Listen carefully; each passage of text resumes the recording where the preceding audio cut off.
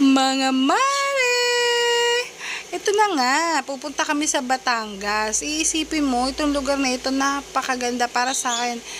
Maganda tong lugar na to, napakalinis, ang daan. Tingnan nyo naman, para kang nasa ibang bansa.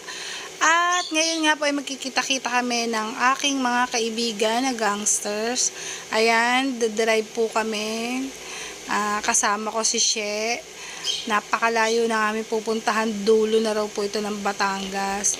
So nakaka-proud lang dahil magkikita-kita kami magkakaibigan at alam mo yun, napakaswerte ko kasi kahit saan sila pumunta sinasama nila ako at hindi nila ako iniiwan.